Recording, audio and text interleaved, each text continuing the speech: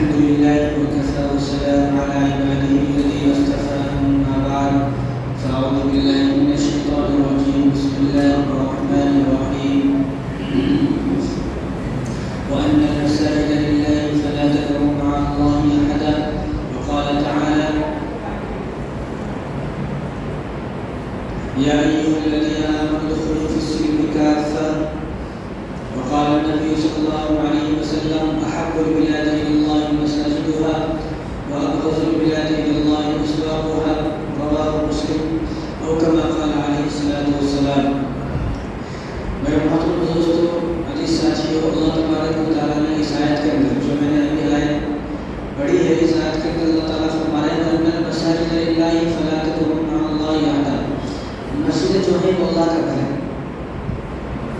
مسجدیں صرف اور صرف اللہ کا گھر ہے اور مسجدوں میں صرف اللہ کا نام لیا جاتا ہے اور اللہ کے علاوہ کسی کا نام نہیں لیا جاتا مسجدوں میں.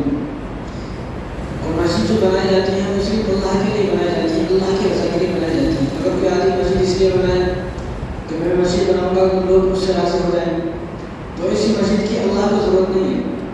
مسجد صرف اسی لیے بنائی جاتی ہے کہ ان مسجدوں میں صرف اللہ کا نام لیا جائے، اللہ کی عبادت کی جائے. اسی لیے اللہ تعالیٰ نے فرمایا ان المساجد للہ فلا تدعوا مع اللہ احدا، کہ ان مسجدوں میں اللہ کے علاوہ اللہ کے سوا کسی دوسرے کا نام نہیں لیا جائے. کوئی آدمی یہ دعویٰ نہیں کرے کہ یہ میری مسجد ہے، یہ میری مسجد ہے. اور کوئی آدمی اگر یہ دعویٰ کرے یہ میری مسجد ہے، یہاں لوگ میری مرضی سے نماز پڑھنے آئیں گے، جس کو میں چاہوں وہ آئے گا، دوسرا کوئی بھی نہیں آئے گا، تو ایسی مسجد کو اسلام میں حکم ہے کہ ایسی مسجد کو گرا دیا جائے، کیونکہ یہ مسجد نہیں ہے، یہ ایک چبوترا ہے. یہ ایک جس طرح پنچایت گھر ہوتا ہے، لوگ پنچایت کے واسطے آتے ہیں، جس کو میں چاہوں گا وہ گاؤں کے وہ لوگ یہاں آئیں گے، پنچایت میں دوسرا کوئی نہیں آئے گا، تو بھی ایک پنچایت گھر کی طرح ہے. تو مسجد جو ہے صرف اللہ کی رضا کے لیے بنائی جاتی ہے اور مسجد صرف اللہ کا نام لینے کے لیے بنائی جاتی ہے. اور اللہ تبارک و تعالیٰ نے دنیا کے اندر جو اتنی ساری مسجدیں ہیں، ان مسجدوں کو اللہ تبارک و تعالیٰ نے کس طرح بنایا، یعنی مسجدیں کہاں بنائی جاتی ہیں، یہ ہے سوال سب سے پہلے کہ مسجدیں کہاں بنتی ہیں. آپ سب کو معلوم ہے کہ ابراہیم علیہ السلام نے سب سے پہلے کس کی تعمیر فرمائی؟ بیت اللہ شریف کی تعمیر فرمائی.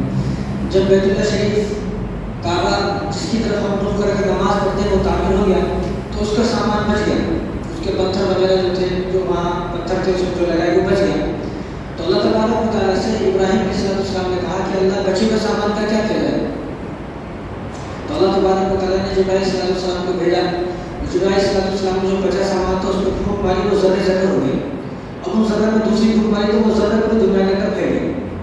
پہلے ان بچے ہوئے سامان میں پھونک ماری تو وہ بالکل ریزا ریزا ہو گئی، جب دوبارہ پھونک ماری تو پوری دنیا میں پھیل گئی. کیوں؟ اللہ تعالیٰ نے فرمایا کہ جہاں جہاں پر یہ ذرات ملے ہیں وہاں پر مسجد تعمیر ہوگی. اب جو مسجد جہاں تعمیر ہوتی ہے تو اس کا مطلب کیا ہے کہ یہاں پر جو بیت اللہ شریف بنا ہے، بیت اللہ شریف میں جو سامان رہ گیا تھا اس سامان کے ذرات یہاں پر آئے ہیں. جب اس حضرت جبرائیل علیہ السلام نے پھونک ماری تو وہ ذرات یہاں پر ملے ہیں، اسی لیے یہاں پر مسجد تعمیر ہوگی.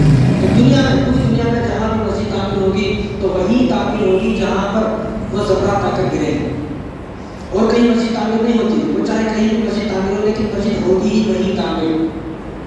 تو یہ کہ مسجد کی تعمیر ہوتی ہے یہ سب کو معلوم ہونا چاہیے کہ کہاں تعمیر ہوتی ہے، پہلی بات. دوسری بات، اب ہمارے ملک کے حالات کیسے ہیں سب کو معلوم ہے کہ کچھ لوگوں نے قسم کھا لی ہے کہ مسجد کو گرانا ہی گرانا ہے. کچھ لوگوں کی جیسے بعض لوگوں کو شوق ہوتا ہے کچھ کرنے کا، تو ایسے ہی بعض لوگوں نے شوق بنا لیا ہے کہ مسجدوں کو گرائیں گے، عبادت گاہوں کو گرائیں گے، مسجدوں کو ختم کریں گے، مدرسوں کو ختم کریں گے. لیکن مسئلہ یہ ہے کہ مسجدوں کی اہمیت، مدرسوں کی اہمیت، خانقاہوں کی اہمیت، عبادت گاہوں کی اہمیت غیر مسلم کو سمجھ میں آئی ہے کہ جب تک یہ رہے گی تو ہم حکومت نہیں کر سکتے، ان کو معلوم ہے. لیکن ہونا یہ ہے کہ مسلمان کو سمجھ میں نہیں آ رہی ہے بات. بھائی وہ کیوں کہہ رہے ہیں مسجدوں کو؟ ان کو تو نہیں بلا رہے. ایک آدمی کو زبردستی ہم مسجد میں بلا رہے ہیں، اگر وہ مسجد میں رہتا ہے تو وہ بہانے لگا کے لوگوں کو بلا رہے ہیں آپ کو. لیکن ان لوگوں کو ہم بلا رہے ہیں، ان لوگوں کو ہم دعوت نہیں دے رہے، نہ ان لوگوں کو ہم پریشان کر رہے، نہ ان کے گھر جا رہے، نہ ہم ان سے دعوت مانگ رہے، نہ ان سے پیسے مانگ رہے، ان کو بالکل بھی پریشان نہیں کرے. پھر بھی ان لوگوں نے قسم یہ کھائی ہوئی ہے کہ مسجدوں کو ختم کرنا ہے، مدرسوں کو ختم کرنا ہے، عبادت گاہوں کو ختم کرنا ہے، وہ جتنی بھی خانقاہیں ہیں ان کو ختم کرنا ہے پورے ہندوستان سے. ان لوگوں نے ان قسم کھائی ہوئی ہے، ان کو معلوم ہے، ان کو پتہ ہے مسجدوں کی اہمیت کیا ہے، ان کو پتہ ہے کہ جب تک مسجدیں ہیں مسجدیں آباد ہیں، مسجدیں ہے نہیں بلکہ مسجدوں کا آباد ہونا. مسجدیں تو بہت ہے لیکن یہ بڑی بات نہیں ہے مسجدوں کو بنانا، مسجدوں کو آباد کرنا یہ بڑی بات ہے. جب تک یہ مسجدیں آباد ہیں، مدرسے آباد ہیں، خانقاہیں عبادت گاہیں جب تک ہیں، جب تک ہم ہندوستان میں حکومت نہیں کر سکتے. یہ بات لوگوں نے قسم کھائی ہوئی ہے اور اس قسم کو پورا کرنے پر منکر چکے ہیں. تو اس لیے 1991 میں 1991 میں ایک قانون بنا جس کو کہتے ہیں عبادت گاہ ایکٹ. یہ قانون بنا کہ 1947 کے بعد جو مسجدیں ہیں، جو مندریں ہیں، جو چرچ ہیں، جو گرودوارے ہیں، وہ اپنی جگہ پر رہیں گی، ان کو گرایا نہیں جائے گا. اگر کوئی کیس کرتا ہے، اگر کوئی ان کے خلاف مقدمہ دائر کرتا ہے، کیس کرتا ہے کہ یہ مسجد مندر توڑ کر بنائے گی یا یہ چرچ ہے مسجد توڑ کر بنائے گی، یا کوئی مندر کے بارے میں بولے کہ یہ مندر مسجد توڑ کر بنائے گی، اگر اس طرح کا کوئی آدمی کیس بھی کرتا ہے تو اس کے خلاف کیس نہیں کیا جائے گا. اس کا وہ مقدمہ، اس کا وہ کیس قبول نہیں کیا جائے گا، الٹا اسی کے خلاف کیس کر دیا جائے گا جو یہ قانون بنا ہوا ہے. اور 1991 کے اندر 1991 جو کانگریس کی حکومت تھی جب یہ قانون بنا، تو اس قانون کا نام ہے عبادت گاہ ایکٹ. کہ جو 1947 کے بعد جب یہ قانون بنا تو اس سے بابری مسجد کو نکالا گیا بس کہ بابری مسجد کے علاوہ جتنے بھی ہندوستان کے اندر مسجدیں ہیں اور جتنے بھی مندر ہیں، چرچ ہیں، گرودوارے ہیں، ان پر اب کوئی یہ دعویٰ نہیں کرے گا کہ اس عبادت گاہ کو کہ دوسری عبادت گاہ توڑ کر بنایا گیا. یہ قانون بنا، لیکن مسئلہ ہونا یہ ہے کہ اس قانون کو ماننے کے لیے کوئی تیار نہیں. بعض لوگ یہ بول رہے ہیں کہ کانگریس والوں نے یہ جو قانون بنایا ہے یہ مسجدوں کو بچانے کے لیے قانون بنایا ہے. حالانکہ اس وقت میں جو لوگ تھے وہ ان لوگوں سے زیادہ سمجھدار لوگ تھے. اس وقت میں جو لوگ تھے وہ ان سے کہیں زیادہ سمجھ رکھنے والے لوگ اور کہیں زیادہ پڑھے لکھے لوگ تھے. آج کے لوگ تو ایسے ہیں جن میں انگلش بولنا نہیں آتا. ایسے لوگ ہمارے حاکم بنے ہوئے جن کو انگلش کا سر کرنے والا ایک چھوٹا بچہ جو اسکول میں پڑھنے والا اس کو بھی انگلش بولنے آتی ہے، لیکن ہمارے حاکموں کو انگلش بولنا نہیں آتا. تو وہ جو لوگ تھے جنہوں نے یہ قانون بنایا تو ان کو معلوم تھا، انہوں نے معلوم ہوتے ہوئے وہ پڑھے لکھے لوگ تھے اور وہ ہر چیز کی تعلیم ان کے پاس تھی. جب انہوں نے قانون بنایا کہ کسی عبادت گاہ کو نہ گھیرا جائے گا اور نہ عبادت گاہ کے خلاف کوئی آدمی کیس کرے گا تو اس کو کیس کو بھی قبول نہیں کیا جائے گا. لیکن ہونا یہ ہے کہ ابھی جو زمانہ ہے اس زمانے میں کیا یہ جو حالات ہیں اس حالات میں حکومت جو چل رہی ہے وہ یہ چل رہی ہے کہ جس کی لاٹھی اس کی بھینس. سب کو معلوم ہے وہی کتا سامنے کھڑا ہوا ہے. ابھی ایک آدمی کھڑا ہوا ادھر ایک آدمی ہے، ایک آدمی کے پاس ڈنڈا ہے، ایک آدمی خالی ہاتھ ہے. تو کتا کدھر بھاگتا؟ جس کے پاس کچھ بھی نہیں ہے کتا ادھر بھاگتا، اور جس کے پاس ڈنڈا ہے کتا اسے کرتا. ایسے جو آدمی بھینس ہے، گائے ہیں، بکریاں ہیں، بھیڑ جو پالتا ہے وہ دیکھو وہ سوچ کو معلوم ہے کہ جس کے پاس ڈنڈا ہوتا ہے تو بھینس اس کے پیچھے چلتی رہتی ہے ڈنڈے کے راستے ڈر کے. بکریاں بھی اس کے پیچھے چلتی رہتی ہے، بھیڑ اس کے پیچھے چلتی رہتی ہے. لیکن جس کے پاس کچھ نہیں ہوتا ہے وہ کوئی بکری ادھر بھاگی، کوئی بکری ادھر بھاگی، بھینس ادھر بھاگی ادھر سے. اگر انہیں ہاتھ میں ڈنڈا لے لیا تو سب اس کے پیچھے چلتے رہتے ہیں. تو ہمارے دیش میں یہی قانون چل رہا ہے. اس لیے ہمارا شیخ نبی صاحب نے تو بالکل صحیح فرمایا کہ بھائی ان قانون کی کتابوں کو آگ لگا دو. جب کوئی آدمی قانون کے حساب سے چلنے کو تیار نہیں ہے تو ان قانون کی کتاب کو آگ لگا دو، سنویدھان کو آگ لگا ختم کرو، اعلان کرو کہ ہم سنویدھان کو نہیں مانیں گے. صاف سی بات ہے جب کوئی آدمی قانون کے حساب سے چل رہا ہے تو اس کو کیا چاہیے قانون کی کتاب کو آگ لگا دو. جو امبیڈکر نے لکھی ہے جو ہمارا سنویدھان کانسٹیٹیوشن لکھا ہے جو اس کو آگ لگا دے، پھاڑ کے پھینک دے، ہم اس کو نہیں مانیں گے، اعلان کرو. لیکن یہ بھی نہیں کر سکتے. لیکن اندر سے جو شادی سے چل رہی ہے. اب تو روزانہ ہائی کورٹ میں روزانہ 2.5 گھنٹے یہ سنوائی ہوتی ہے کہ کس طرح مدرسوں کو ختم کیا جائے، کس طرح مسجدوں کو ختم کیا جائے. اور یاد رکھیں جب تک مدرسے ہیں، مسجدیں ہیں، جب تک یہ اسلام جس وقت یہ ختم ہوگا کوئی اسلام باقی نہیں رہے گا. کس طرح؟ اب لوگ بولیں گے بھائی کس طرح؟ وہ اس طرح کہ ہمارا گھروں میں کیا ہو رہا ہے سب کو معلوم ہے. گھروں میں کیا کر رہے، فلمیں دیکھیں، گانے دیکھیں. گھروں کی ہماری عورتیں بے پردہ ہیں. گھروں میں ہماری نوجوان لڑکی بوائے فرینڈ سے رات دن چیٹنگ پہ بات کر رہی ہے. ہمارا نوجوان لڑکا رات دن چیٹنگ پہ بات کر رہا ہے، ویڈیو کال بات کر رہا ہے، اپنی عزتوں کو نیلام کر رہا ہے، فلم میں گانا دیکھ رہا ہے. اب کہاں ہے اسلام؟ گھروں میں اسلام نہیں ہے. اب جو تھوڑا بہت اسلام بچائے ہو تو مسجدوں میں یا مدرسوں میں، ان کے علاوہ کہیں کوئی اسلام نہیں ہے.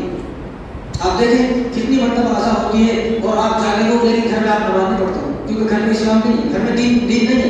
لیکن جب پھر آدمی کو اگر تھوڑا بہت اس کے دین میں اگر دین زندہ ہے، اسلام کی اہمیت اگر اسلام کو سمجھتا ہے تو مسجد کو آ کر نماز پڑھتا ہے. ورنہ اگر دل بڑھتا ہو چکا ہے، سبھی بھاگ رہا ہے، پھر وہ گھر میں بھی نماز نہیں پڑھتا، مسجد میں بھی نماز نہیں پڑھتا. آپ سب کو معلوم ہے کہ مسجدیں خالی ہے. اور کس طرح خالی ہے؟ میں تو کہتا ہوں کہ بعض بدنصیب تو ایسے ہیں، بعض بدنصیب کیسے لوگ ہیں؟ بعض بدنصیب تو ایسے لوگ ہیں کہ انہوں نے اس رات میں بھی نماز نہیں پڑھی جس رات میں نبی کریم صلی اللہ علیہ وسلم نے تحفہ لے کر آئے. جس رات میں ہمیں یہ تحفہ ملا کہ جس رات میں 27 رجب کو آپ صلی اللہ علیہ وسلم یہ معراج پر گئے اور یہ آسمانوں پر سیر کیا آپ صلی اللہ علیہ وسلم نے اور یہ تحفہ لے کر آئے. تو بعض بدنصیب تو ایسے ہیں کہ انہوں نے اس رات میں بھی اس دن بھی نماز ادا نہیں کی. اور ان کی باتیں دیکھیں تو ایسا لگتا ہے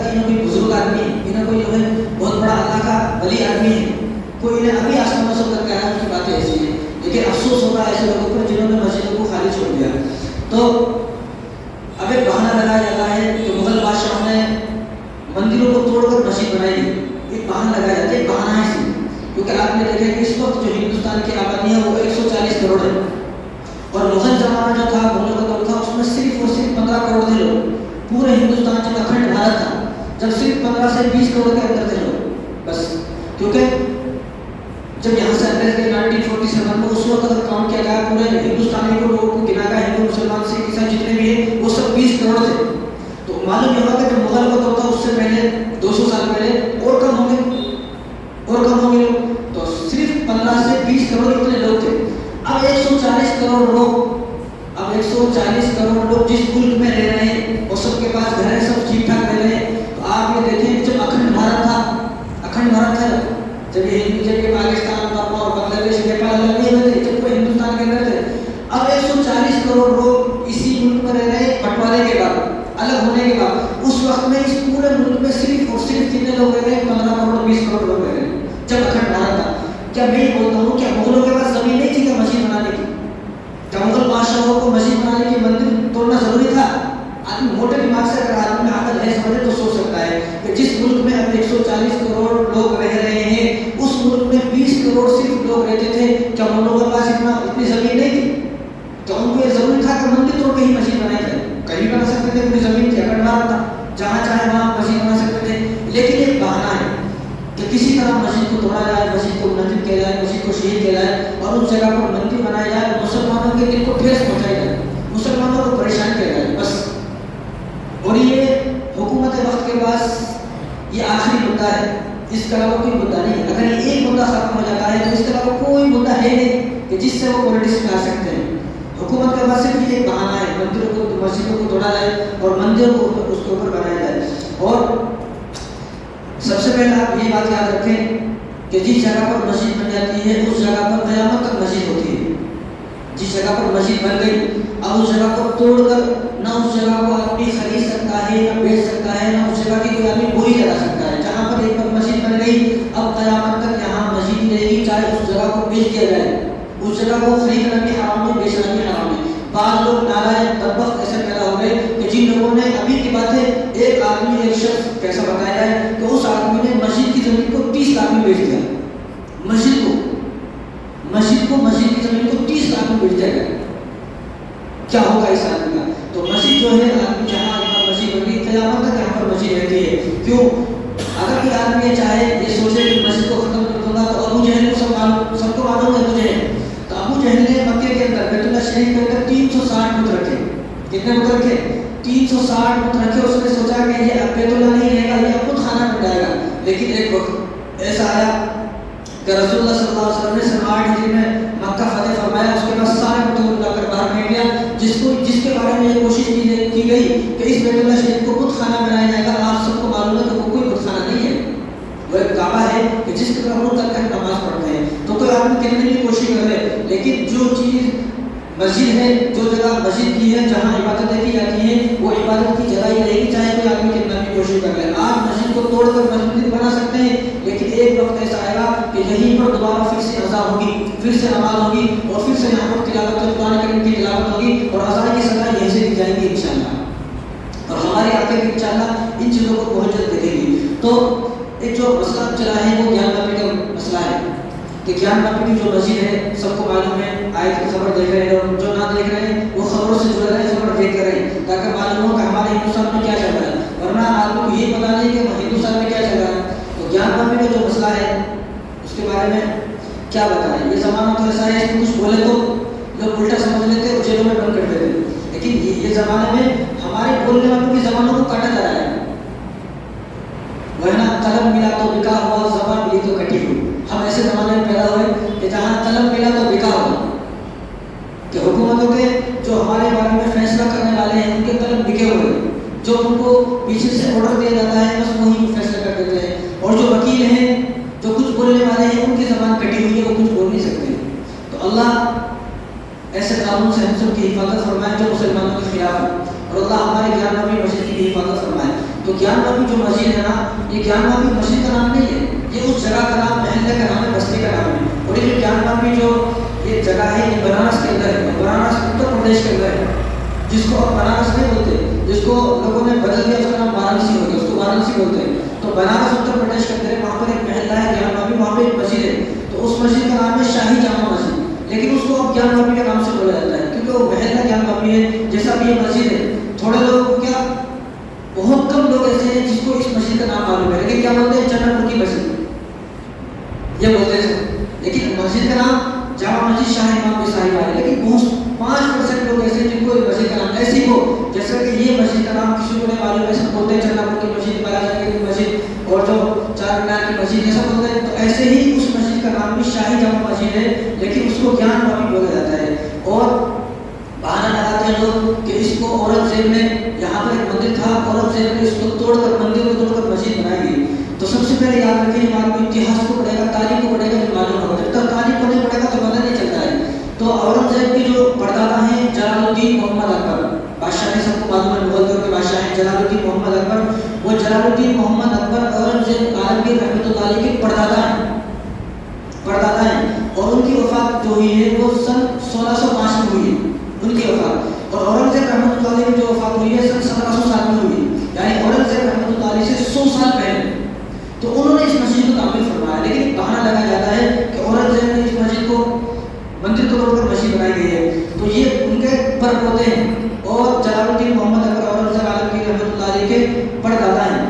کیونکہ جلال الدین جو ہیں ان کے بیٹے کا نام ہے جہانگیر, اور جہانگیر کے بیٹے کا نام ہے شاہجہاں, اور شاہجہاں کے تیسرے بیٹے ہیں اورنگزیب عالمگیر رحمۃ اللہ علیہ, اور ان کی وفات سن 1707 میں ہے. یعنی اورنگزیب عالمگیر رحمۃ اللہ علیہ سے 100 سال پہلے اس مسجد کو تعمیر کیا گیا. جب 100 سال پہلے اس مسجد کو تعمیر کیا گیا تو اب یہ بہانہ لگا ہی نہیں سکتے کہ اورنگزیب عالمگیر رحمۃ اللہ علیہ نے اس مسجد مندر کو توڑ کر مسجد بنایا گیا.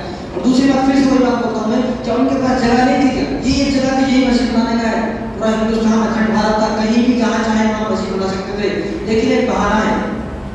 اور شریعت کا حکم کیا ہے؟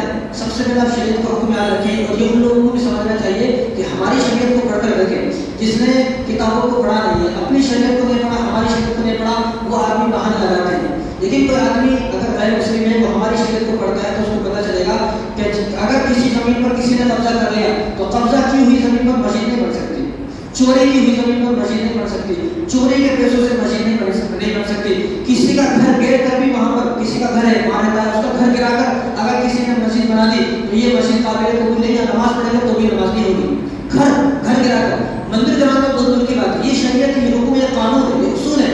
ہماری مسجد بنانے کا اصول ہے کہ اگر ہم مسجد بنائیں گے تو قبضہ کی ہوئی, چوری کی ہوئی, کسی کا گھر گرا کر, کسی کا مندر گرا کر, کسی کا چرچ اور گرودوارا گرا کر, جہاں تک کہ اگر آدمی کی کسی کی چھوٹی جھونپڑی ہے وہ جھونپڑی گرا کر بھی کسی کی مسجد نہیں بنا سکتے, مسجد تعمیر نہیں کر سکتے. کیونکہ جب رسول اللہ صلی اللہ علیہ وسلم ہجرت کر کے مکے سے مدینہ آئے, سب کو معلوم ہے جب رسول اللہ صلی اللہ علیہ وسلم مدینہ آئے تو مدینہ میں مسجد نہیں تھی. تو مدینہ میں آنے کے بعد رسول اللہ صلی اللہ علیہ وسلم نے چاہا کہ یہاں پر مسجد تعمیر کی جائے. تو جو وہاں کے لوگ تھے جو آپ صلی اللہ علیہ وسلم کے استقبال میں پہلے سے کتنے سالوں سے انتظار کر رہے تھے لوگ, تو ان لوگوں نے کہا ہماری زمینیں آپ کے لیے وقف ہیں, آپ جہاں چاہے جس جگہ پر آپ حکم کریں گے وہ زمین یہ سمجھو آپ کی ہم مسجد بنا لیں. تو حضور نے منع فرمایا نہیں, میں اس طرح مسجد نہیں بناؤں گا, بلکہ میں زمین کو خریدوں گا. زمین کو خریدوں گا. تو ایک زمین تھی, آپ صلی اللہ علیہ وسلم کو زمین پسند آئی تو ابوبکر کو کہا کہ ابوبکر جائیں اور پوچھیں زمین کس کی ہے. تو معلوم کیا گیا, یہ دو بھائیوں کی زمین تھی, سہل اور سہیل, جن کے والد صاحب کا نام ہے رافع. تو ان کے والد صاحب کا انتقال ہو چکا تھا, تو ان کے کھجور کے درخت تھے, تو یہ کھجور وہاں سے توڑتے تھے, اس زمین میں کھجوروں کو سکھاتے تھے, خشک کرتے تھے. کھجور کو توڑنے پر سکھایا جاتا ہے, دیکھا نہیں آپ نے کوئی بھی کھجور آپ لوگوں کو سکڑی ہوتی ہے, سکڑتے ہیں اس کو سکھاتے ہیں پہلے, تو اس زمین میں کھجوروں کو سکھاتے تھے. تو حضور نے فرمایا کہ یہ زمین مجھے پسند ہے, آپ یہ زمین خرید لیں. جب ان کے پاس گئے, سہل اور سہیل دو بھائی تھے, ابھی وہ جوان نہیں تھے, ابھی وہ ذرا کم عمر تھی ان کی. تو جب ان سے پوچھا گیا, کہا کہ رسول اللہ نے ہماری زمین کو پسند فرمایا, ہم تو راضی, آپ ہماری زمین کو یوں ہی لے لیں. اور جو وہاں قبیلے کے بنو جھلم تھے, جو اور لوگ تھے, انہوں نے کہا کہ رسول اللہ آپ اس زمین کو لے لیں, آپ پسند ہے اس زمین کو لے لیں. حضور نے فرمایا کہ نہیں, میں اس زمین کو لوں گا نہیں, بلکہ آپ اس زمین کی قیمت بتائیں, اس زمین کی قیمت کیا ہے, میں اس زمین کو خریدوں گا.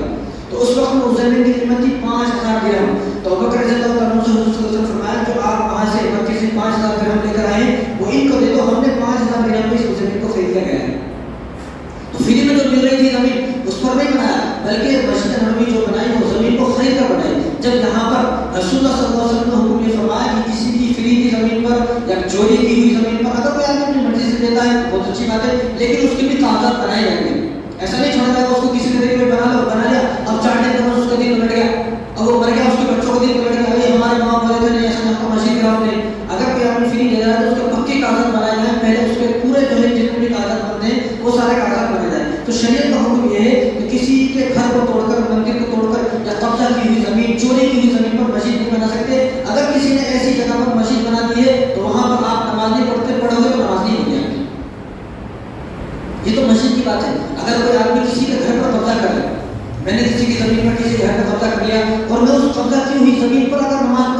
نماز قبول نہیں ہوگی، کیونکہ یہ میرا گھر ہے، قبضہ کیا گھر ہے، تو قبضہ کی ہوئے گھر پر جب نماز نہیں ہو رہی تو کسی مندر کو توڑ کر یا کسی کے گھر پر قبضہ کر کر مسجد بنانا، وہاں بھی نماز نہیں ہوگی۔ یہ شریعت کا قانون ہے، لیکن اللہ کرے یہ قانون، یہ اصول جو ہمارا اسلام کا ہے، شریعت کا ہے، وہ کسی غیر مسلم کو سمجھ میں آ جائے جو غیر مسلم ان باتوں کو بول رہے ہیں، ان کو یہ سمجھ میں آ جائے۔ اور دوسری بات دیکھو، یہ انگریزوں کی چال ہے۔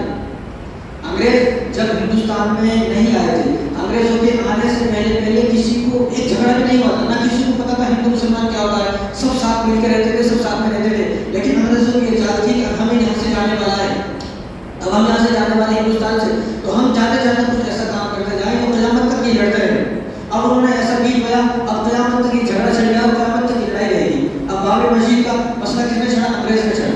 اب یہ گیان پاپی کا مسجد بھی انگریزوں نے یہ آگ لگائی، انگریز نے شوشہ چھوڑ کر گئے، یہ مسجد جو ہے بنائی گئی ہے، مندر کو توڑ کر بنائی گئی ہے، ورنہ کسی جو غیر مسلم ہے ان لوگوں نے اپنی اتہاس کی کتاب لکھی، اپنی تاریخی کتاب لکھی، تو ہزاروں سال پرانی کتاب ہے، لیکن کسی ایک کتاب میں ان کا کسی نے ایسا نہیں لکھا ہے۔ یہ تو لکھا ہوا ہے، بات غیر مسلموں نے اپنی کتاب میں لکھا ہوا ہے کہ اس مسجد میں ایسا کچھ نہیں ہے کہ کسی مندر کو گرا کر مسجد بنائی گئی، تو لکھا ہوا ہے، لیکن کسی کتاب میں لکھا ہوا نہیں ہے کہ گیان پاپی کی جو مسجد ہے وہ کسی مندر کو بنا کر مسجد بنائی گئی ہے، ایسا کہیں لکھا ہوا نہیں ہے، کسی بھی کتاب اتہاس کی کتاب میں لکھا ہوا نہیں ہے۔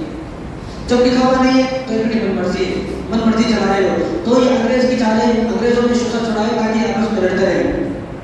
دیکھو آئے دن ہمارے مسجدوں کو ختم کرنے کے لیے، مدرسوں کو ختم کرنے کے لیے آئے دن کورٹ میں سنوائی ہو رہی ہے اور آئے دن کوششیں کی جا رہی ہیں، لیکن انشاءاللہ ہم کوششیں کریں گے کہ ہم اپنی مسجدوں کی حفاظت کریں گے، لیکن مدرسوں کی حفاظت کریں گے۔ تو ہمیں مسجد اور مدرسوں کی حفاظت کرنے کے لیے کیا کرنا ہے؟ حضرت مولانا شاہ جمال الرحمن صاحب جو حیدرآباد کے ہیں، آپ سب کو معلوم ہے، تو انہوں نے فرمایا کہ دین کی بقا کے لیے، انسان کی دین کی بقا کے لیے، مسلمان کی دین کی بقا کے لیے، اگر مسلمان یہ چاہتا ہے کہ میرا دین باقی رہے، میرا دین زندہ رہے، میں دین پر میں دین پر جو ہے سلامتی کے ساتھ ڈٹا رہا ہوں، دین سے میں جڑا رہا ہوں، اسلام سے میں جڑا رہا ہوں، تو اس کو 3 میم سے جڑنا ضروری ہے۔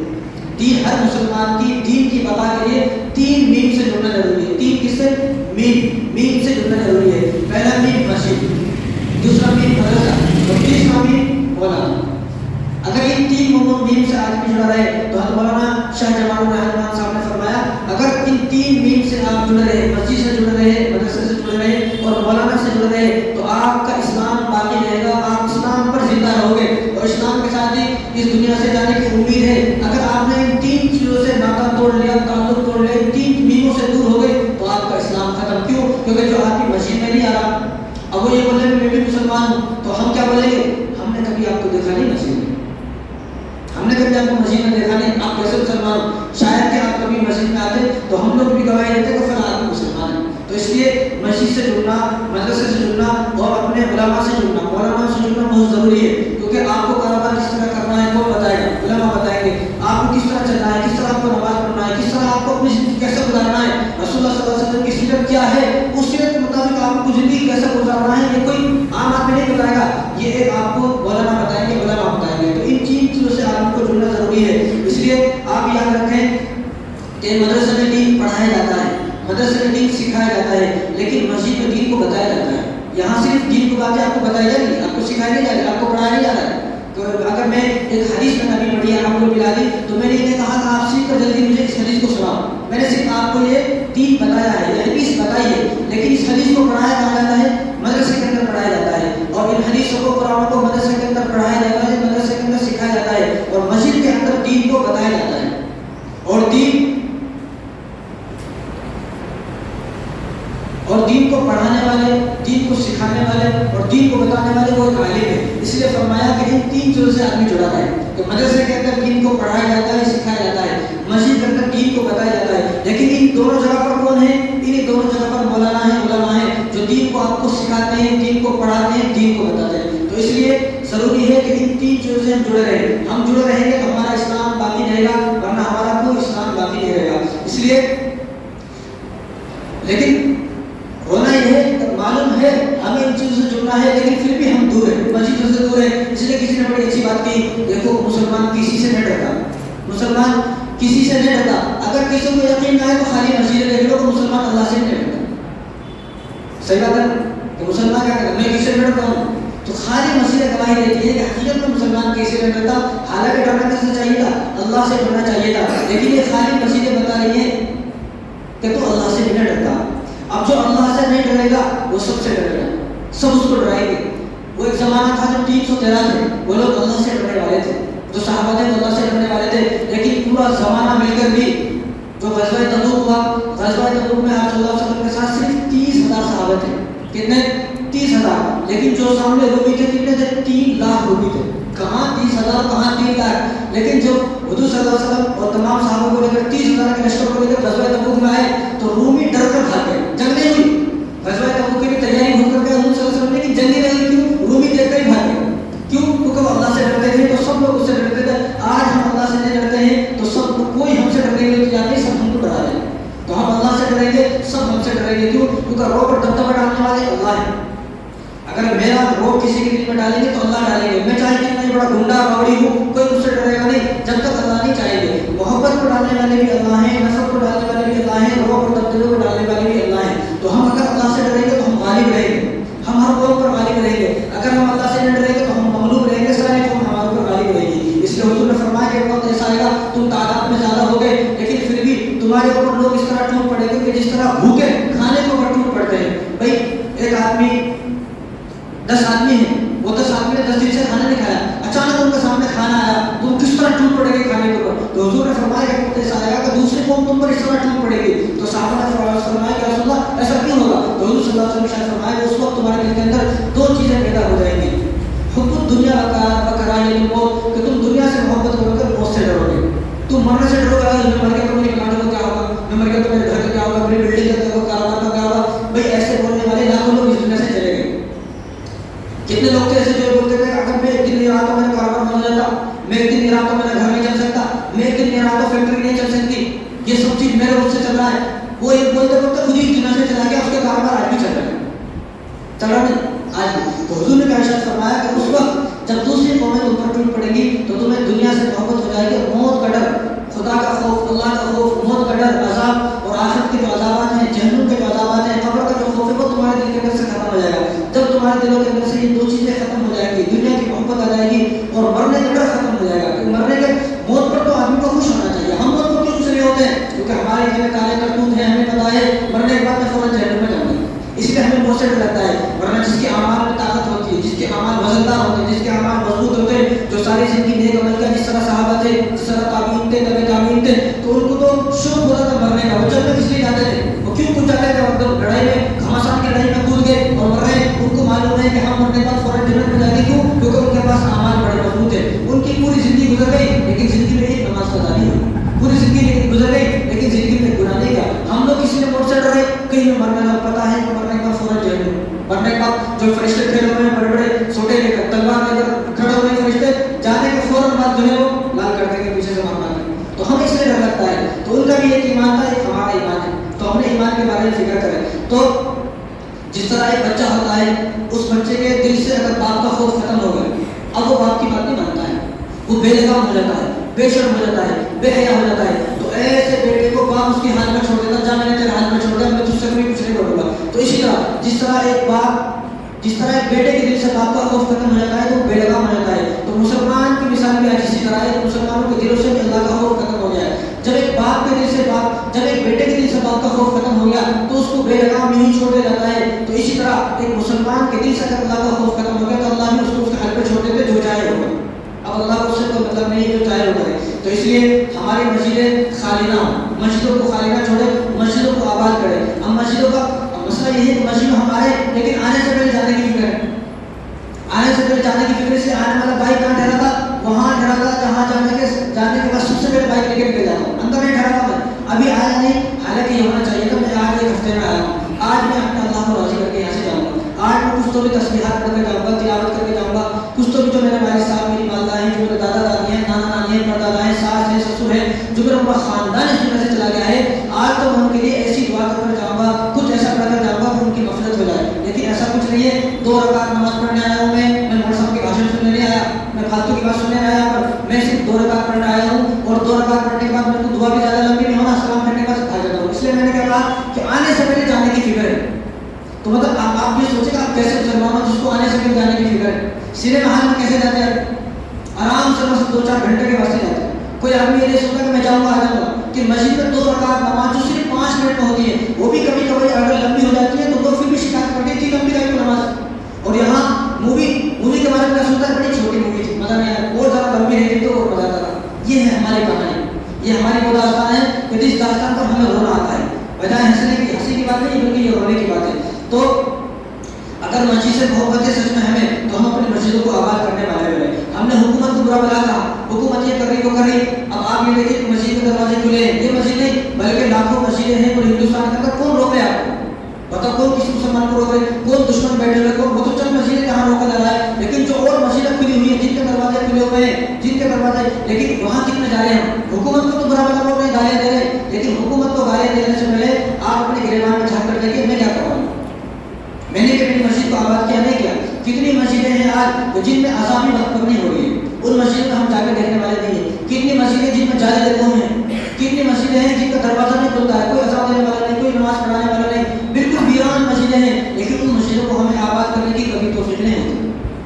اور علماء فرماتے ہیں کہ اگر کسی بستی میں آپ کو دیکھنا ہو کہ یہاں کے لوگ وفادار ہیں یا نہیں ہے، یہاں کے لوگ خوشحال ہیں یا نہیں ہے، یہاں کے لوگوں کے دلوں میں تکبر ہے یا نہیں ہے، یہاں کے لوگوں کے دلوں میں حسد ہے یا نہیں ہے، یہاں کے لوگ محبت کرنے والے ہیں، الفت کرنے والے ہیں، تو آپ یہ دیکھیں کہ اس بستی کی جو مسجد ہے، اس محلے کی جو مسجد ہے، اس مسجد میں جب اذان ہو گئی، اذان ہونے کے بعد اس مسجد کو دیکھیں تو مسجد بھرتی ہے خالی ہوتی ہے۔ اگر مسجد بھر گئی تو آپ یہ سوچیں کہ یہاں کے لوگ وفادار ہیں، یہاں کے لوگ حسد اور بغض سے پاک ہیں، تکبر کرنے والے نہیں ہیں، خوشحال لوگ ہیں، الفت کرنے والے، محبت کرنے والے ہیں، سب کے درمیان اتفاق و اتحاد ہے۔ اگر مسجد بھر گئی، اگر اذان ہو گئی اور محلے کی مسجد خالی ہے تو آپ بھی سمجھ لیں کہ یہاں کے لوگ بے وفا ہیں، کہ جن لوگوں نے اللہ کے ساتھ وفا نہیں کی وہ انسانوں کے ساتھ بھی وفا نہیں کر سکتے، وہ انسانوں کے ساتھ بھی وفا نہیں کر سکتے۔ اس لیے کہ جس بستی میں علماء فرماتے ہیں کہ جس بستی میں مسجد ہے لیکن مسجد میں نماز پڑھنے نہیں آتے، وہاں تمہارے لیے رہنے کا حکم نہیں ہے، وہاں کئی ایسی مسجد میں، ایسی بستی میں رہیں کہ جس بستی کی مسجد اذان کے بعد بھر جاتی ہے۔ اب ہم اپنے مسجدوں کا حال دیکھیں، اپنے محلے اور بستی کا حال دیکھیں، ہمارے محلے اور بستی کا حال کیا ہے۔ تو رسول اللہ صلی اللہ علیہ وسلم نے یہاں تک فرمایا کہ جو 5 وقت نماز، جو 5 وقت مسجد میں آتا ہے، جس کو تم 5 وقت مسجد میں جا کر دیکھو تو اس کے ایماندار ہونے کی گواہی دو کہ آدمی ایماندار ہے، اور جو 5 وقت مسجد میں نہیں آتا وہ بے ایمان ہے۔ تم کھڑے محفل میں اور لاکھوں کے بجوں میں اعلان کر دو یہ آدمی بے ایمان ہے، بے وفا ہے، کیونکہ اس نے اللہ کے ساتھ وفا نہیں کی، اس نے اللہ کے ساتھ بے ایمانی کی ہے۔ اب جس آدمی نے اللہ کے ساتھ بے ایمانی کی ہے وہ آدمی انسانوں کے ساتھ کیا ایمانداری کر سکتا ہے؟ اور اس طرح دیکھو جب مسجدوں کے راستے کھلے ہوئے ہوتے، اب مسجد کھلی ہوئی ہے، مسجد کے راستے کھلے ہوئے، دروازے کھلے ہوئے، کوئی روکنے والا نہیں ہے، لیکن ہم مسجد کو نہیں آ رہے، تو ایک وقت ایسا آتا ہے کہ ہم چاہیں گے نماز پڑھنا لیکن اللہ ہمارے لیے مسجد کو دروازے بند کر دے گے۔ کیا ہوا لاک ڈاؤن میں؟ کیا ہوا مسجدوں میں؟ جن مسجدوں پر حکومت کی نظر ہے، جن مسجدوں کے بارے میں کہا جا رہا ہے کہ یہ مسجدوں کو مندر توڑ کر بنایا گیا ہے، اب وہاں اگر کوئی چاہتا بھی ہے تو نماز نہیں پڑھ سکتا۔ یہی جامع مسجد کی مسجد ہے جو وہاں کے ولی صاحب ہیں، جو وہاں کے امام صاحب ہیں مولانا عبد القادر نعمانی، انہوں نے ابھی چند دن پہلے، چند مہینے پہلے کتاب لکھی ہے، رسالہ لکھا ہے، اس رسالے میں انہوں نے خود لکھا ہے کہ گیان مسجد کی مسجد وہ ہے کہ اس گیان مسجد کی مسجد میں کوئی نماز پڑھنے نہیں آتا تھا۔ میں سب کو بولتا تھا یہاں نماز پڑھنا ہو، یہاں نماز پڑھنا ہو۔ جمعے کے دن بھی انہوں نے کتاب میں لکھا ہے، خود میرے پاس وہ کتاب موجود ہے، ابھی وہ رسالہ چھپا ہے۔ انہوں نے بولا کہ جمعے اتنی بڑی مسجد، شاہی جامع مسجد ہے، وہ ہزاروں لوگ وہاں نماز پڑھ سکتے ہیں، لیکن انہوں نے فرمایا کہ جمعے کے دن میں صرف 20 آدمی نماز پڑھنے آتے ہیں، باقی نماز میں کوئی آتا ہی نہیں۔ تو کیا ہوا؟ جس مسجدوں پر، جن مسجدوں کو ہم نے آباد نہیں کیا، حکومت کی نظر، ظالموں کے دشمنوں کی نظر اس پر پڑ گئی اور اس مسجد پر ظالموں نے قبضہ کر لیا۔ اس لیے پہلے مسجدیں کچی تھی، نمازی پکے تھے، پہلے مسجدیں کم تھی لیکن نمازی زیادہ تھے، اب مسجدیں زیادہ ہیں، نمازی کم ہیں، اب مسجدیں پکی ہیں لیکن نمازی کچی ہیں۔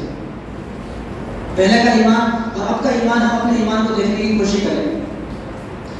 ہم اگر اللہ کے گھر کو آباد نہ کریں گے تو اللہ ہمارے گھر کو ویران کر دیں گے، اگر ہم مسجدوں کو آباد نہ کریں گے تو اللہ ان مسجدوں کو چھین لیں گے۔ ان مسجدوں پر، ہماری مسجدوں پر کیوں قبضہ کرنے جا رہے ہیں؟ کیونکہ ہم نے مسجدوں کو آباد نہیں کیا۔ اگر ہم مسجدوں کو آباد نہیں کریں گے تو اللہ تبارک و تعالیٰ ان مسجدوں کو ہم سے چھین لیں گے۔ ہم اپنی آنکھوں سے دیکھیں گے مسجدوں پر مندر بنتے ہوئے، اب ہم نے دیکھا، ہم نے 22 تاریخ کو دیکھا کہ ہماری آنکھوں کے ساتھ ہم کچھ نہ کر سکے، کیونکہ ہم مسجد کو آباد، یہ نہیں کہ ہم اس مسجد کو آباد نہیں کریں گے تو اسی مسجد کی بات ہے، اگر ہم اس مسجد کو آباد نہیں کریں گے تو پورے ہندوستان کے اندر کہیں بھی کو ہوگا اس کا وبال ہمارے اوپر پڑے گا۔ اگر تو اس لیے مسجد سے محبت کرنے والے بنے، مسجد کی حفاظت کرنے والے بنے، مسجد کی ذمہ داری اپنے اوپر لے، مسجد کی دیکھ بھال کریں، مسجد کی خبر لینے والے بنے، مسجد کی خیریت، جس طرح لوگ آپس میں ایک دوسرے کی خیریت پوچھتے ہیں، مسجدوں کی خیریت پوچھنے والے بنے.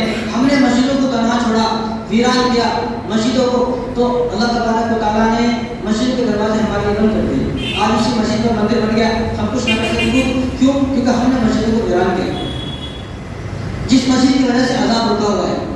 ہمارے گناہ کیسے ہیں سب کو معلوم ہے. کون کتنا پانی میں کیسے گناہ ہے. فون نکالتے فیس بک آن کرتے ہم فلمیں دیکھتے ہیں, انسٹاگرام آن کرتے ہم ننگی لڑکیوں کو دیکھتے ہیں, یوٹیوب آن کرتے کوئی نہ کوئی فلم کوئی نہ کوئی گانا ہمارے سامنے آیا تھا, اس کو دیکھتے ضرور ہے, چاہے بعد میں توبہ کرتے ہیں لیکن دیکھتے ضرور ہے. یہ ہمارے اعمال ہے. تو ان مسجدوں کی وجہ سے ہمارے اوپر ہماری بستی میں عذاب رکا ہوا ہے. ہمارے گھروں میں عورتوں کا کیا حال ہے, ٹی وی رات دن چلتی رہتی ہے اور ٹی وی میں سیریل اور ناٹک اور دیکھتے رہتے ہیں, دن بھر سیریل دیکھتی ہے, اور لیکن عذاب نہیں آ رہا. کیوں عذاب نہیں آ رہا ہمارے اوپر؟ ان مسجدوں کی وجہ سے عذاب نہیں آ رہا کہ ان مسجدوں میں سزائی دی جاتی ہے. 5 وقت اللہ کو پکارا جاتا ہے, 5 وقت. پوری بستی کی حفاظت مسجد کی وجہ سے ہو رہی ہے. تو پوری بستی کی حفاظت جس مسجد کی وجہ سے ہو رہی ہے, تو ہماری ذمہ داری ہے کہ ہم اس مسجد کی خیر خبر لیں, اس مسجد کی حفاظت کریں. جس طرح لوگ آپس میں ایک دوسرے کی خیر خیریت پوچھیں, مسجد کی بھی خیر خیریت پوچھیں کہ مسجد میں کیا کمی ہے, مسجد میں کس چیز کی ضرورت ہے. کبھی سوچے کہ میں جس مسجد میں نماز پڑھنے جاتا ہوں, یہ جو باتیں ہیں یہ باتیں اس ایک مسجد کی نہیں ہو رہی ہیں, یہ باتیں پورے ہندوستان کے پورے مسلمانوں کے لیے باتیں ہو رہی ہیں. کوئی یہ نہ سوچے کہ مجھے یہ کہا جا رہا ہے, یہ سب کے لیے کہا جا رہا ہے, ساری مسجدوں کی بات ہے. کبھی آدمی سوچے کہ جس مسجد میں نماز پڑھنے جاتا ہوں تو اس مسجد میں جو لائٹ ہے وہ لائٹ صحیح سلامت ہے یا نہیں. اگر ایک لائٹ خراب ہوگی تو میں لائٹ لگا دیتا ہوں. اس مسجد میں اگر فین خراب ہوگا تو میں فین لگا دیتا ہوں. اس مسجد میں کسی بھی چیز کی کمی ہے, بیت الخلا میں ڈبے نہیں ہے, بیت الخلا خراب ہے, بیت الخلا میں صفائی نہیں ہو رہی ہے, اور نل ٹوٹ گئے ہیں, وضو خانہ خراب ہے. اور کتنی مسجدیں ایسی ہیں کہ مسجد ہے لیکن بیت الخلا نہیں ہے, مسجد ہے واش روم نہیں ہے, مسجد ہے ٹینکی نہیں ہے, مسجد ہے پانی کا کوئی انتظام نہیں ہے. یہ سب چیزوں کی ذمہ داری ہماری ہے. اگر ہم ان تمام چیزوں کی ذمہ داری ادا کریں گے تو انشاءاللہ مسجد کی حفاظت ہو جائے گی. لیکن ہم مسجد میں کس طرح آتے ہیں؟ ایک مہمان کی طرح آتے ہیں. مہمان ہمارے گھر کو کیسا آتا ہے سب کو معلوم ہے. ہم بھی اسی طرح مسجد میں آتے ہیں, آئے اور چلے گئے. ہم نے کبھی اپنی مسجد کے بارے میں, یہ باتیں ایک مسجد کے بارے میں نہیں, یہ ہر مسجد کے بارے میں بات ہے. تو ہم جس مسجد میں نماز پڑھنے جائیں وہاں پر دیکھیں کہ ہاں کسی چیز کی کمی تو نہیں ہے, اس کمی کو پورا کریں. جب اللہ نے اتنا دیا ہے, بعض لوگوں کو رسول اللہ صلی اللہ علیہ وسلم ارشاد فرمایا, بعض لوگوں کو اللہ اس لیے مال دیتے ہیں تاکہ وہ اپنے مال سے سب کے کام آئے, اس کا مال سب کے کام آئے. اگر وہ اس مال کو خرچ کرتا ہے اور سب کے کام اس کا مال آتا ہے تو اس کا مال میں اللہ تعالیٰ اضافہ فرماتے ہیں. اگر وہ اپنے مال کو خود ہی قبضہ کر کے سانپ بن کر بیٹھ جاتا ہے تو اس چند دن کے بعد دیکھا جاتا ہے وہ آدمی برباد ہو جاتا ہے. اگر دنیا میں برباد نہیں ہوا آخر تو اس کی ہی برباد. تو اس لیے اگر ہمیں اتنا مال دیا ہے, میرے اندر اتنی طاقت ہے کہ میں جس مسجد میں نماز پڑھنے جاتا ہوں وہاں نل خراب ہے, فین خراب ہے, لائٹ خراب ہے, مائک خراب ہے, کوئی بھی چیز نہیں ہے, اگر میں نے اتنی حیثیت میں دے سکتا ہوں تو دے, وہاں پر دے, اس چیز کا انتظام کرے تاکہ ہماری مسجد کی حفاظت ہو. ہم نے اپنے گھر کی حفاظت کس طرح کی؟ ہمارے گھر میں کسی چیز کی کمی ہے, بہترین سے بہترین لائٹیں لگی ہوئی ہیں, بہترین سے بہترین واش روم ہے, بیت الخلا کیسے زبردست بیت الخلا ہے ہمارے گھروں میں, گرم پانی کا انتظام الگ, ٹھنڈے پانی کا انتظام الگ, اور بیت الخلا کے اندر جو ماربل لگا ہوا, جو پتھر لگا ہوا, ایسا لگا ہوا آئینے کی ضرورت نہیں ہے, اسی پتھر میں اپنا چہرہ دیکھ لیتے ہیں. تو ہمیں اپنے گھر کی جتنی فکر ہے, یہ اللہ کا گھر ہے, ہمیں اپنے گھر کی جس طرح فکر ہوتی ہے اسی طرح ہمیں اللہ کے گھر کی بھی فکر ہونی چاہیے. ہم اپنے گھر کو ویران نہیں چھوڑتے, اس لیے ہمیں مسجد کو بھی ویران نہیں چھوڑنا ہے. جو اگر کوئی آدمی اپنے گھر کو ویران چھوڑ دیتا ہے تو وہاں پر چور آ جاتے ہیں, ڈاکو آ جاتے ہیں, اس پر قبضہ کر لیتے ہیں. تو اسی طرح اگر ہم مسجد کو بھی ویران چھوڑیں گے تو ظالموں کی نظر مسجدوں پر پڑے گی اور مسجد ویران ہو جائے گی. تو اس طرح علماء نے فرمایا کہ مسجد کی حفاظت کے 8 طریقے ہیں. کتنے طریقے ہیں؟ 8 طریقے مسجد کی حفاظت کے. کاش کہ اللہ کرے 8 طریقے ہمیں سمجھ میں آ جائے, ان باتوں کو بٹھا لیا. یہ سب کے لیے, پورے ہندوستان کے مسلمانوں کے لیے باتیں ہیں کہ ہم اپنی مسجد کی حفاظت کس طرح کریں. 8 طریقے جو علماء نے بتائے کہ 8 طریقے, 8 طریقوں سے اپنے مسجد کی حفاظت کی جائے. سب سے پہلے اپنی مسجد کو آباد کیا جائے.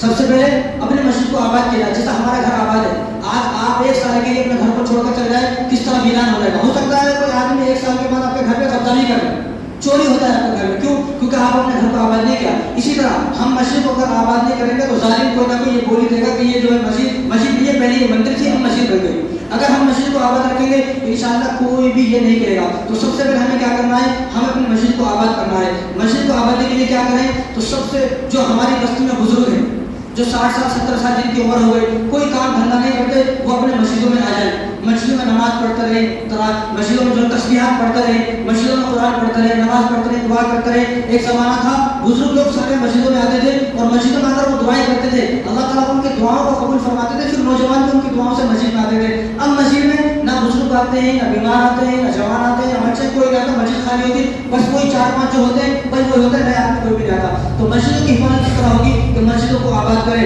اور جو آدمی مسجدوں کو آباد کرتا ہے, جس کو آدمی کو مسجد سے محبت ہے, رسول اللہ صلی اللہ علیہ وسلم ارشاد فرمائے, بخاری شریف کی روایت ہے کہ جس آدمی نے اپنا گھر مسجد بنا لیا, جس آدمی کو مسجد سے محبت ہے, جو مسجد میں جانے کے لیے تڑپتا رہتا ہے, کب اذان ہو کب مسجد میں جاؤں, تو حضور صلی اللہ علیہ وسلم ارشاد فرمایا قیامت کے دن جس دن نفسی نفسی کا عالم ہوگا, اس دن اللہ تبارک و تعالیٰ اس کو بلائیں گے نام لے کر, اور اس کو اپنے عرش کے سائے میں بٹھائیں گے. لوگ پریشان ہیں حساب دینے کے لیے, لوگ حساب و کتاب کے لیے پریشان ہیں. اور یہ آدمی اللہ تعالیٰ کے عرش کے سائے میں بیٹھا ہوا, آرام سے سکون سے بیٹھا ہوا. لوگ اس سے پوچھیں گے تو یہ بتائے گا کہ مجھے مسجد سے محبت تھی, میں انتظار کرتا تھا کب اذان ہو تو میں مسجد میں جاؤں, میں مسجد کو آباد کرنے والا تھا. تو جو آدمی دنیا میں مسجد کو آباد کرتا ہے, کل قیامت کے دن بخاری کی روایت ہے کہ حضور صلی اللہ علیہ وسلم شاید فرمائے کہ اللہ تبارک و تعالیٰ اس کو عرش کے سائے میں جگہ نصیب فرمائیں گے. لیکن مسئلہ یہ کہ اب ہمارا مسجد میں دل نہیں لگتا ہے, مارکیٹوں میں دل لگتا ہے, بازاروں میں دل لگتا ہے, اور اڈوں پر چبوتروں پر دل لگتا ہے, لیکن اب ہمارا مسجد میں دل نہیں لگتا ہے. افسوس, اللہ تبارک و تعالیٰ ہمارے دل کو ایسا بنائے کہ ہمارا دل مسجد میں لگے. اور دوسری جو حفاظت کا جو دوسرا طریقہ وہ یہ ہے کہ ہر مسجد کی خبر رکھیں کہ مسجد میں کس چیز کی ضرورت ہے, کس چیز کی کمی ہے, اس کمی کو پورا کرنے کی کوشش کریں. ہر ضرورت کو, مسجد میں کوئی بھی ضرورت ہو, اللہ کے رضا کے لیے کرنا ہے, اللہ کے انسانوں کے رضا کے لیے نہیں, اللہ کے رضا.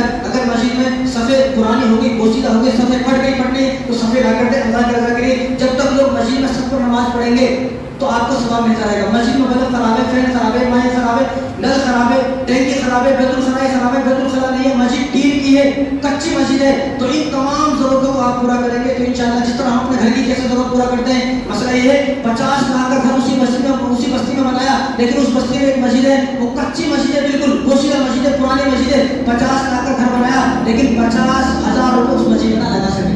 یہ آدمی اپنا آپ کو مسلمان نہ بولے, ایسے ہزاروں لوگ ہیں, ایسے ہزاروں لوگ ہیں. یہ ہمارے قریب میں ایک مسجد ہے, کچی مسجد ہے, اس کے آزو بازو میں دیکھا کرتے کہ لاکھ کے کروڑوں کی لوگوں کی بلڈنگ ہے, کروڑوں کی, لیکن کبھی مسجد میں 5 روپے دینے کی کوشش نہیں ہوتی. تو ایسا آدمی اپنا آپ کو مسلمان نہ بولے. جو آدمی اللہ کے گھر کی حفاظت نہیں کر سکتا, اللہ کے گھر کو آباد نہیں کر سکتا, چند دن کے بعد اللہ تعالیٰ اس کے گھر کو بھی برباد کر دیں گے. یہ دوگلاپن ہے. دوگلاپن جو آدمی کرے گا وہ مسلمان نہیں ہے. 2 دن والا مسلمان نہیں, 1 دن ہونا چاہیے. جیسا کہ اپنے گھر کی فکر ہے, اپنے گھر کو خوبصورت بنانے کی فکر ہے, ایسی اللہ کے گھر کو بھی خوبصورت بنائے تاکہ ہمارے مسجد کی حفاظت ہو. اور جو تیسرا طریقہ ہے مسجد کی حفاظت کا, وہ یہ ہے کہ ہم اپنی مسجد کو خوبصورت بنائیں. کتنی مسجدیں ہیں, اب جامع کی مسجد جو جس کے اوپر مسئلہ ہے, آپ اس کا فوٹو اٹھا کر دیکھ لیں, مجھے لگتا ہے کم سے کم 30-40 سال ہو گئے اس پہ کلر ہو. تو ہماری اگر مجھ میں اتنی طاقت ہے کہ میں میری بستی کی جو مسجد ہے اس پر کلر کرا سکتا ہوں, روغن کرا سکتا ہوں, اس پر پینٹ کرا سکتا ہوں, تو اس پر پینٹ کرائیں, اس کو خوبصورت بنائیں. ہر سال اپنے گھر پر پینٹ ماریں. لیکن مسجد ایک بستی میں ہے میری, اس مسجد میں 20 سال 30 سال پینٹ ہو گئے, لیکن کبھی شرم ہی نہیں آتی مجھے. پتہ نہیں کیسا دل ہو چکا ہے, پتہ نہیں کیسا مردہ ہو چکا ہے دل, پتہ نہیں کون سا کونے میں ایمان ہمارا چلا گیا ہے, ضمیر مر گیا ہے.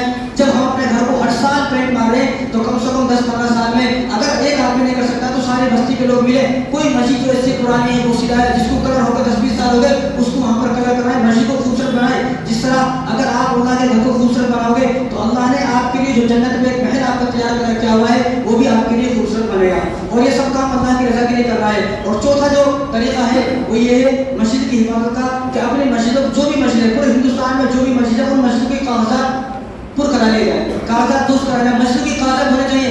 مسجدوں کو کسی مسجد کو کتنی ساری مسجدیں ہیں, اب وہ غیر مسلموں بولتے ہیں یہاں مندر تھی پہلے, اب کاغذات مانگے تو کاغذ نہیں, جب کاغذ نہیں تو مسجد کو گھیرا جائے گا. تو مسجدوں کی کاغذات ہوں. اور 5واں جو طریقہ ہے وہ یہ ہے کہ مسجدوں کے اوپر کیمرے لگے ہو, ہر مسجد پر کیمرہ لگا ہو تاکہ پتہ چلے گا کوئی آدمی غلط حرکت کرتا ہے, کوئی آدمی غلط نعرے لگاتا ہے تو اس کے بارے میں پتہ چلے کہ یہ کون ہے. مسجدوں پر کیمرہ نہیں ہے. کوئی بھی مسجدوں میں کتنے مسجدوں میں رات میں گوشت ڈال کے چلے گئے, گو ماس ڈال کے چلے گئے, اور کوئی کچھ ڈال کے چلا گیا, کوئی ایک آدمی نے مرڈر کرا اور مرڈر جس کو مرڈر کرا وہ آدمی جو ہے مسجد میں ڈال کر چلا گیا. اب کیسے, اب وہ بہانے لگا رہے کہ مسجد انہوں نے قتل کیا. اگر کیمرہ ہوتا تو ایسا نہ ہوتا. تو ہر مسجد کے اوپر کیمرہ لگائے, مسجدوں کی حفاظت کرے تو مسجدوں کی حفاظت ہوگی. اپنا گھر بنا رہے 2 منزلہ گھر بنا رہے اور مسجدوں کو 2-3 منزلہ بنا رہے, مسجدوں میں جھومر لگا رہے, مہنگی چیز, یہ سب بعد میں دیکھا جائے گا. سب سے پہلے اس وقت جو ضرورت ہے وہ یہ ہے کہ پورے ہندوستان کی مسجد, چاہے وہ گاؤں کی مسجد ہو, چاہے شہر کی مسجد ہو, روڈ پر مسجد ہو, اندر مسجد ہو, باہر مسجد ہو, جہاں بھی مسجد ہے پورے ہندوستان میں وہاں پر کیمرے لگائے جائیں تاکہ ہمارے مسجد کی حفاظت ہو. اور چھٹا جو طریقہ ہے وہ یہ ہے کہ مسجد میں کوئی آدمی اکیلا نماز پڑھنے نہ آئے, اپنے بچوں کو لے کر آئے جو بچے 7 سال سے زائد ہو چکے ہیں, اور اپنے جو بھائی ہیں, اپنے جو پڑوسی ہیں, اور بستی میں جتنے مسلمان ہیں سب کو لے کر آئے. اگر کوئی نہیں آتا تو آپ بول دیں ان کو, وہ آئیں گے تو بہت اچھا ہے. اکیلے مسجد نہ آئے, بھائی میں نماز پڑھ رہا ہوں, میرا بچہ نماز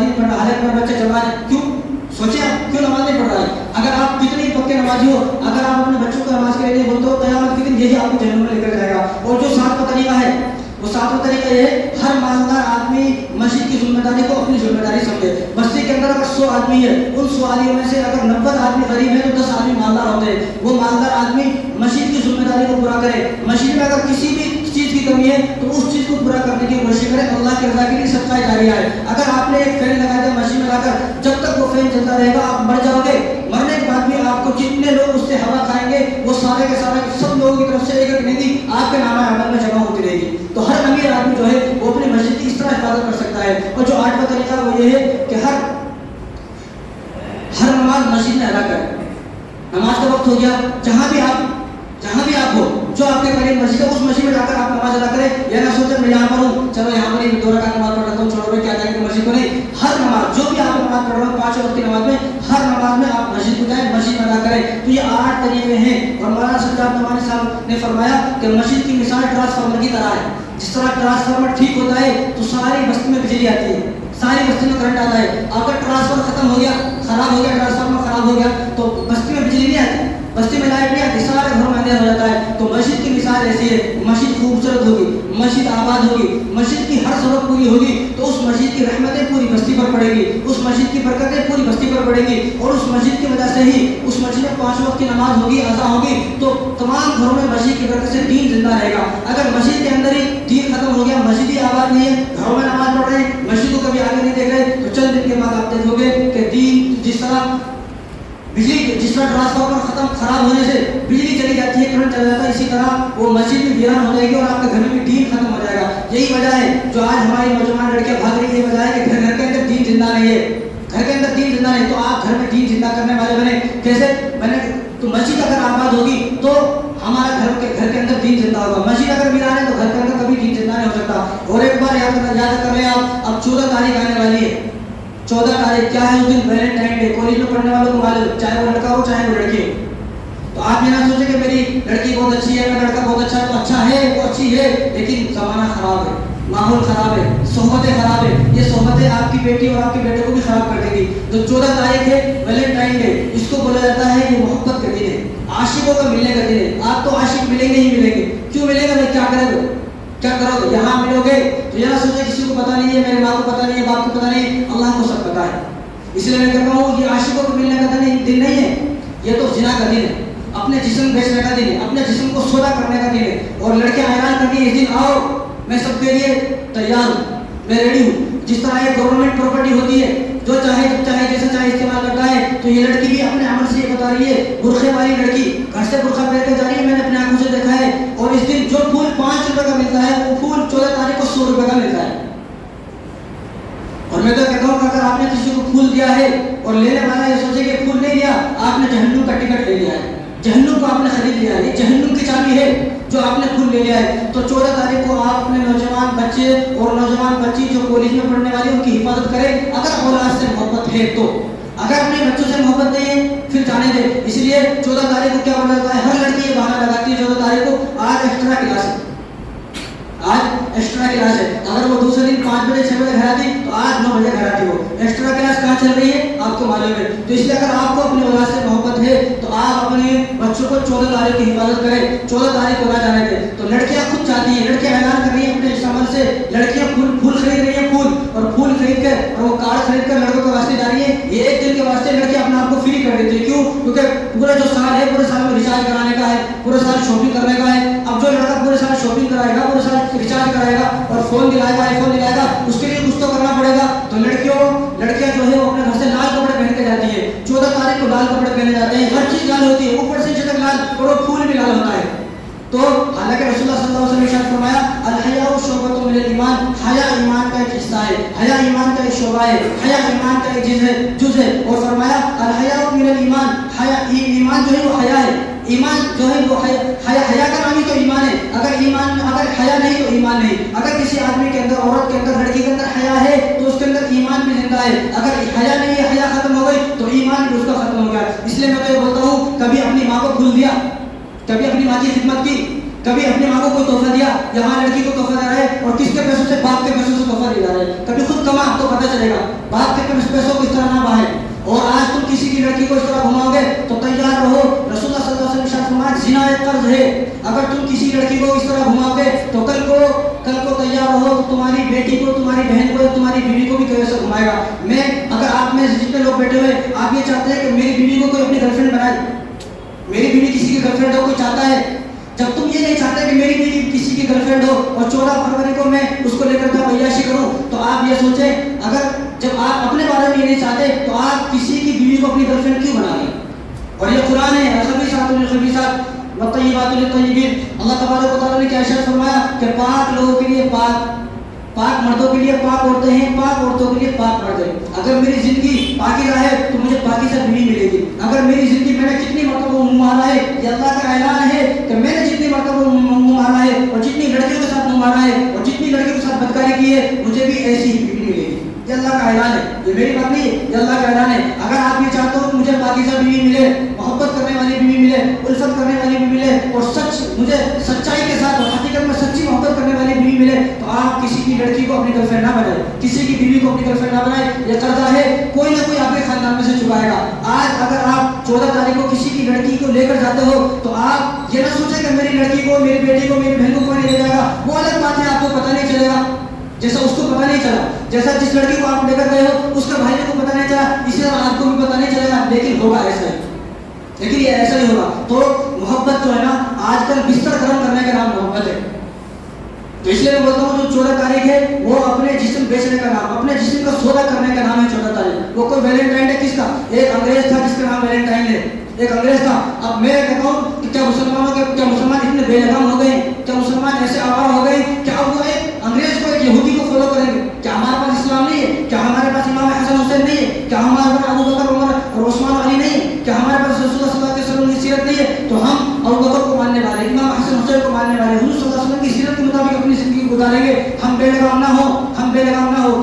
اگر آپ بے لگام ہو گئے تو اللہ تبارک و تعالیٰ آپ کو آپ کے حال پر چھوڑ دے گا, پھر آپ چاہے کچھ بھی کرو. تو 14 تاریخ کو اگر آپ کو تحفہ دینا ہے, آپ اپنی والدہ کو تحفہ دیں جو 20 سال سے آپ کے لیے روٹیاں بنا رہی ہے, 20 سال سے آپ کے کھانا بنا رہی ہے. اور آپ کس طرح جو صبح اسکول جاتے ہو, صبح 4 بجے 5 بجے اٹھ کے کھانا بناتی ہے روزانہ, کتنی آپ کے لیے مشقت اٹھا دی ہے. اور آپ کا باپ جس کے کماتے بال سفید ہو گئے, کمر جھک گئی, بڑھاپا آ گیا, اس کو آپ پوچھنے کو تیار نہیں ہو, اور آپ باپ کی کمائی سے کسی لڑکی پر عیاشی کرو, اور وہ لڑکی بھی کام کھول کر سن لے, وہ لڑکے بھی کام کھول کر سن لے. اگر آج تم کسی کے ساتھ ڈیٹنگ پہ جاؤ گی تو تمہیں آدمی بھی ایسا ہی ملے گا, آدمی بھی ایسا ہی ملے گا جو کسی کے ساتھ ڈیٹنگ پہ گیا. ہماری قسمت اچھی ہے, آپ کی قسمت اچھی ہے سب کی, کہ ہمارے کیسے ماں باپ ملے, پاکیزہ ماں باپ ملے جو آج ہم یہاں پر مسجد میں بیٹھے ہوئے. لیکن جو ہماری آنے والی نسل ہے ان کو کیسی ماں ملے گی؟ ویلنٹائن ڈے منانے والی ماں ملے گی, ڈیٹنگ پہ جانے والی ماں ملے گی, ایسی ماں ملے گی جو 4 لڑکوں کی گرل فرینڈ تھی.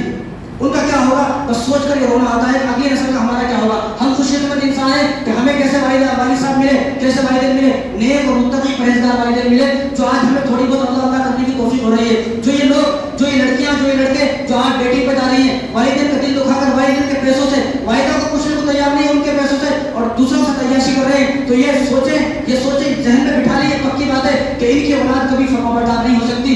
جس لڑکی نے عیاشی کی ہے, یہ لڑکا آپ نے دیکھا نہیں, 2 مہینے شادی ہوئے طلاق ہو گئی, 2 مہینے شادی ہوئے کھلا لے لیا. کیوں بھائی, کیا ہوا؟ اتنے پیسے لگائے اور اتنے سب کچھ ہوا, شادی کرے اور لاکھوں کا پیسہ لگائے, لاکھوں کا فنکشن آپ کرے, پھر کیا ہوا؟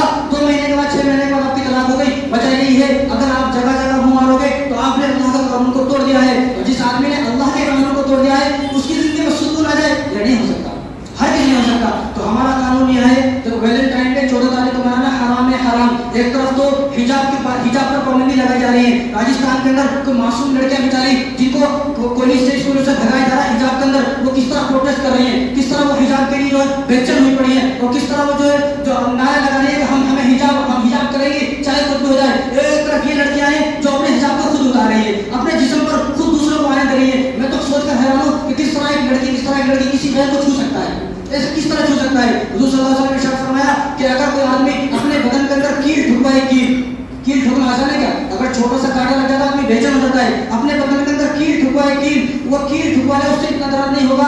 اگر کوئی آدمی کسی غیر لڑکی کو یا لڑکی کو کسی غیر لڑکے کو بوائے فرینڈ ایک دوسرے کو چھوئے گی, جو ان کو عذاب دے جائے گا وہ اس کیل ٹھوکنے سے بھی کہیں زیادہ سخت ہے. اور حضور نے ارشاد فرمایا کہ اگر تمہارے بدن سے جان وہ خنزیر ٹچ ہو گیا, کتا اگر تمہارے جانور سے مس ہو گیا, کتا اگر تمہارے اوپر چڑھ کر بھی چلا گیا, تو تم اس کو دھو سکتے ہو, کیسے بھی تم اس کو دھو سکتے ہو. غیر محرم لڑکے نے کسی غیر محرم کو چھو لیا تو وہ اتنا بڑا سخت ہے، ایسا ہے کہ وہ جہنم کی آگ سے بھی دھلنے والا نہیں ہے، اس کا انجام جہنم کیا ہے۔ تو 14 تاریخ کو سب سے پہلے آپ اپنی لڑکی کی حفاظت کریں۔ اگر آپ کو محبت ہے، آپ کی لڑکی نوجوان، آپ کا لڑکا نوجوان جو کالج اسکول میں پڑھنے والے ہیں، اگر وہ آپ کو کتنا بھی بہانہ لگائے کہ 14 تاریخ کو میری ایکسٹرا کلاس ہے، آپ کو بالکل جانے نہیں جانا ہے۔ اگر اولاد سے محبت ہے، اگر آپ اپنے اولاد کو بچڑا بنانا چاہتے ہو، آوارہ بنانا چاہتے ہو، اگر آپ اپنی لڑکی کو فاحشہ بنانا چاہتے ہو، پھر آپ کو اجازت ہے، جو چاہے آپ کریں۔ تو 14 تاریخ کو ویلنٹائن ڈے بنانا حرام ہے، حرام مسلمانوں کی عبادت اللہ کے سمجھ میں آ جائے۔ اللہ تعالیٰ ہم سب کو